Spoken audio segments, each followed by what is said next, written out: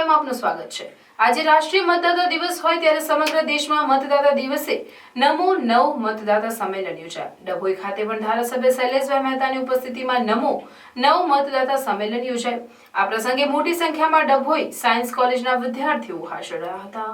રાષ્ટ્રીય મતદાતા દિનની ડભોઈ ખાતે ઉજવણી કરવામાં આવી। ભારતીય જનતા પાર્ટી દ્વારા Dabhoi CNPF arts and DN science college seminar hall ખાતે ખાસ કાર્યક્રમ યોજાયો, જેમાં નવા મતદાતા ઉપસ્થિત રહ્યા। કેન્દ્રીય સરકાર દ્વારા આ દિવસને નમો નવ મતદાતા સંમેલન ઠેર ઠેર યોજવામાં આવ્યા, જેમાં વડાપ્રધાન નરેન્દ્રભાઈ મોદી વર્ચ્યુઅલી હાજર રહ્યા અને નવ મતદાતાઓને જાગૃત કર્યા। તો ડભોઈ ખાતે ભારતીય જનતા પાર્ટી યુવા મોરચા દ્વારા કાર્યક્રમ યોજાયો, જેમાં ધારાસભ્ય શૈલેષભાઈ મહેતા સહિત બિરેન શાહ, પાલિકા પ્રમુખ વિશાલ શાહ, અમિતભાઈ સોલંકી, શશિકાંતભાઈ પટેલ, યુવા મોરચાના Akash Pandya, Parth Kansara, Kamleshbhai Rathwa, doctor Sandeep Shah, doctor BJ Brahmbhatt અને તાલુકા યુવા મોરચાના નીરવ પટેલ હાજર રહ્યા હતા। આ પ્રસંગે મોટી સંખ્યામાં નવ મતદારો હાજર રહ્યા અને તેમને ધારાસભ્ય શૈલેષભાઈ મહેતા દ્વારા માર્ગદર્શન અપાયું।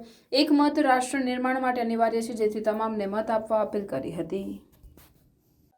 આજે 25 જાન્યુઆરી રાષ્ટ્રીય મતદાન દિવસ। આજના દિવસે ભારતીય યુવા જનતા પાર્ટી યુવા મોરચા દ્વારા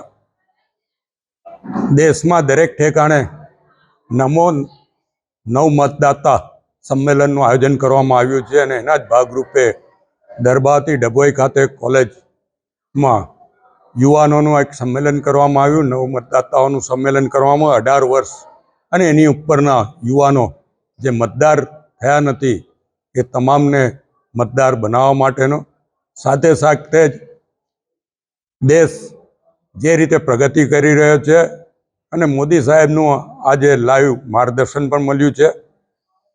જે માર્ગદર્શન આપણા વડાપ્રધાન શ્રી નરેન્દ્રભાઈ મોદી આપ્યું છે એ માર્ગદર્શન પ્રમાણે યુવાનો આગળ વધે, દેશ જે રીતે પ્રગતિ કરી રહ્યો છે અને દુનિયામાં ભારતનું નામ ગૌરવવંતું કરવામાં મોદી સાહેબનો મુખ્ય રોલ રહેલો છે, ત્યારે મોદી સાહેબની પ્રેરણાથી યુવાનોમાં એક જાગૃતિ આવે અને યુવાનો દેશને સક્ષમ બનાવવા માટે આગળ આવે એવી જે એમની ભાવના છે, જેવી અપેક્ષા છે, એ અપેક્ષા પ્રમાણે દરબાવતીના યુવાનો પણ આગળ આવે અને જે મતદાર થયા નથી એ લોકો મતદાર થાય।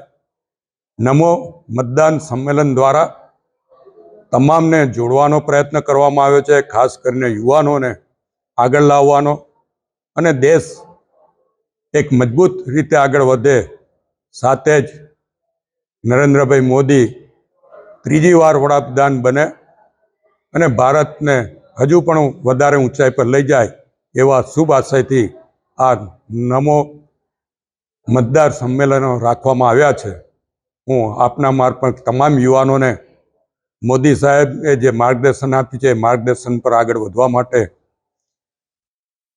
વિનંતી કરું છું અને અપેક્ષા રાખું છું કે દરબાવતી પણ આમાં મોદી સાહેબને સહયોગ આપશે અને ડભોઈ વિધાનસભાના તમામ યુવાનો પણ મોદી સાહેબના પગલે આગળ વધશે। આભાર। ભારત માતા કી જય। વંદે માતરમ।